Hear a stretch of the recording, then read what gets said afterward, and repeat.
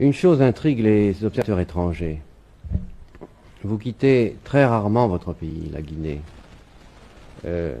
Autant que je sois informé, vous avez fait une seule visite à l'extérieur depuis 1967. Est-ce que vous êtes d'accord d'abord sur ce point? Je me demande pourquoi se préoccupe-t-on de cela. Le président Mao, combien de fois il a quitté la Chine?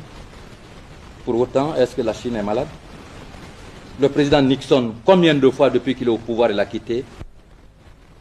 Et chaque président européen, combien de fois chaque président en Europe a quitté son pays? La révolution dont nous parlons, c'est en Guinée. Et c'est ici où elle doit être menée. L'essentiel de la lutte, c'est en Guinée. Et même les adversités extérieures, que toutes les puissances impérialistes se braquent contre la Guinée, si le peuple guinéen reste organisé, conscient de ses responsabilités, résolu à défendre ses acquis, aucune puissance impérialiste n'aura raison de la Guinée. Voilà la vérité historique.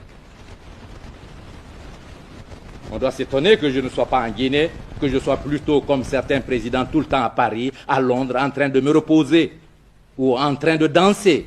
Nous avons du travail et nous ne perdrons pas une minute qui est utile au développement de l'action révolutionnaire. Voyager à l'étranger ne veut pas toujours dire se reposer, c'est maintenir, ouvrir des contacts. Voyager pourquoi? Nous avons fait tous les pays du monde. Les 3 premières années de l'indépendance nous ont permis de visiter presque tous les pays en rapport avec...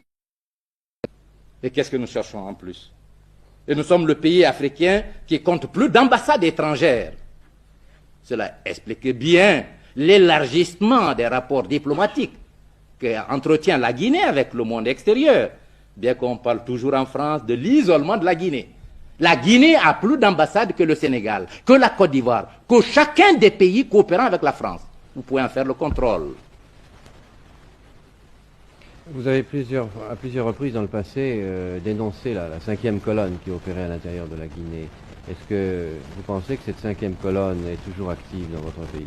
Et est-ce que ce n'est pas l'existence de cette 5e colonne qui vous inciterait à rester ici pour ne pas Alors, si j'avais peur de la 5e colonne, je ne restais pas en Guinée puisqu'elle est en Guinée. Non, mais parce que vous... Je serais parti à Paris, me réfugier tranquillement. Mais vous pourriez craindre que les éléments de subversion qui travaillent contre vous pourraient profiter de votre absence. Profiter comment? Le peuple guinéen est armé. Quel est le seul pays au monde dont le peuple est armé? Dites-le moi. Vous avez vu quand même l'agression.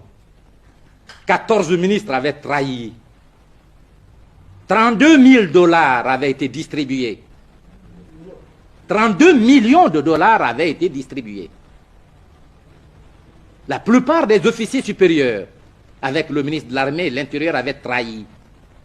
Et toutes les puissances impérialistes étaient assurées du succès contre la révolution guinéenne, dont la mort était même annoncée à la télévision de Bonn le 22 novembre 1970.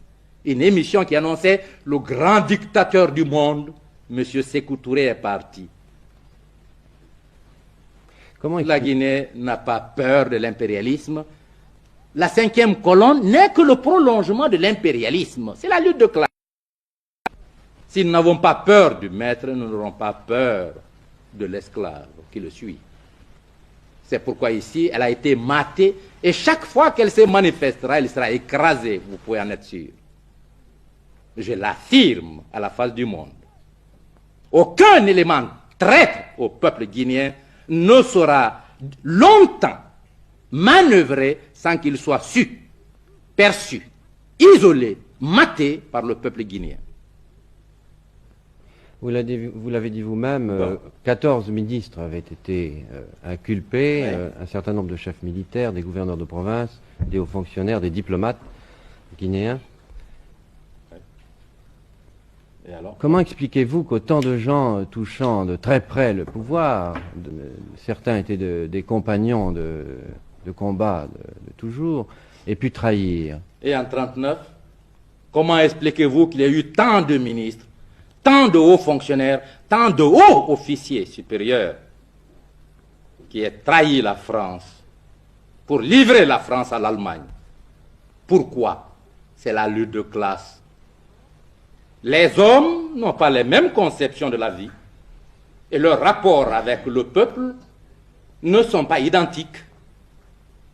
Ce sont ceux qui se confondent avec le peuple dans ses aspirations, qui veulent défendre leur dignité dans la dignité du peuple, qui savent qu'ils naissent et meurent, que seul le peuple demeure en tant que référentiel suprême de toutes les valeurs, qui peuvent rester fidèles à leur peuple.